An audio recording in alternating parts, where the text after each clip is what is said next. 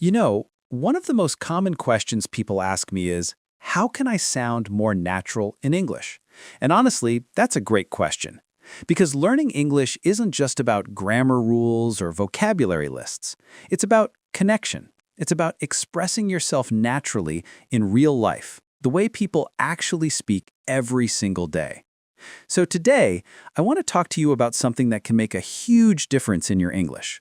Small, simple phrases for daily life that native speakers use all the time. And these are not textbook phrases. They're the kind of words and expressions that make your English sound effortless, relaxed, and real. Let's start with something simple.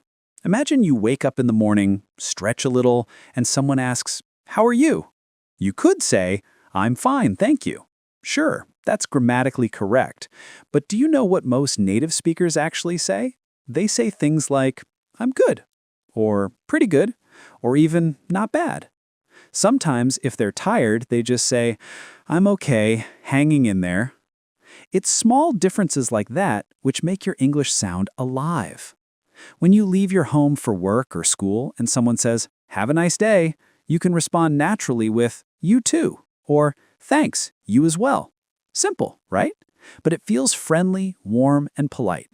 These small interactions, they build confidence and they make people feel comfortable around you. Now picture this. You're at a cafe ordering coffee. You don't always need to sound too formal. Instead of saying, "I would like a cup of coffee, please," you could say, "Can I get a coffee?" Or "Could I have a latte, please?" Or even more casually, "I'll have a cappuccino." That's what you'd actually hear in most coffee shops in English-speaking countries. And if the barista asks, "For here or to go?" you can answer, "To go, please," or "For here, thanks." Small details, but they show you're thinking and responding naturally, just like a native speaker would. When you meet a friend after a long time, instead of just saying, "Hello," you can say, "Hey, long time no see," or "It's been ages." It instantly feels more personal and expressive.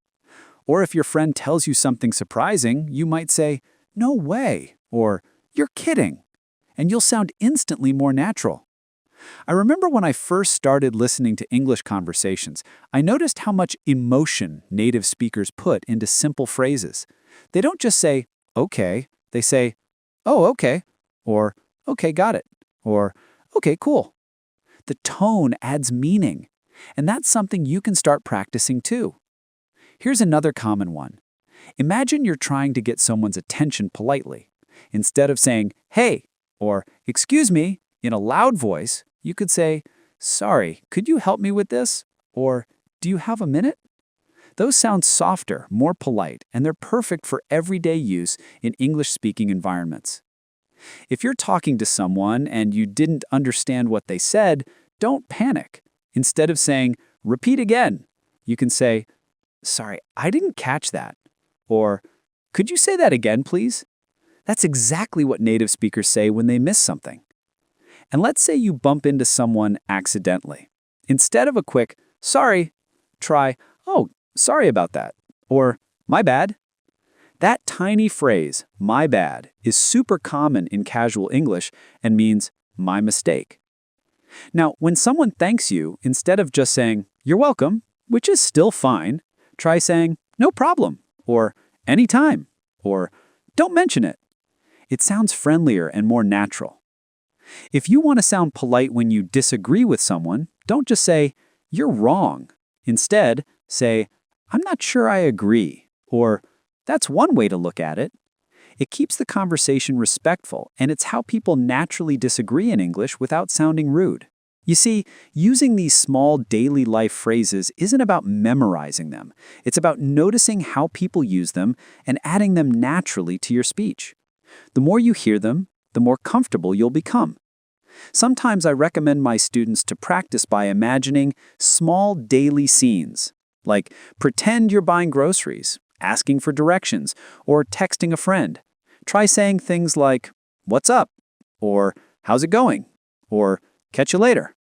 The more you practice these, the easier they'll flow when you need them in real life. I'll tell you a story.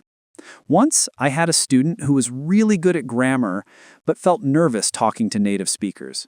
He told me, they talk too fast and I can't understand everything. But you know what helped him? Learning short, ready-to-use phrases. He started using them in conversations. Simple ones like, sounds good, that makes sense, I'm in, and let me think about it.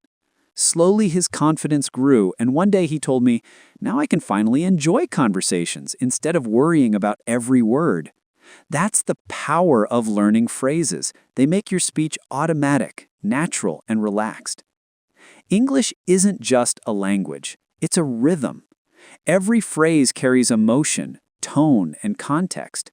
When you say, oh really, or that's awesome, or I see what you mean, you're not just speaking words, you're building connection. And that's what fluent English is truly about. So the next time you talk in English, at work, with friends, or even when practicing alone, try to use a few of these phrases. Notice how it feels. You'll see that people respond differently. You'll feel more confident, more natural, and you'll start to think in English instead of translating. And remember, fluency doesn't come from big changes.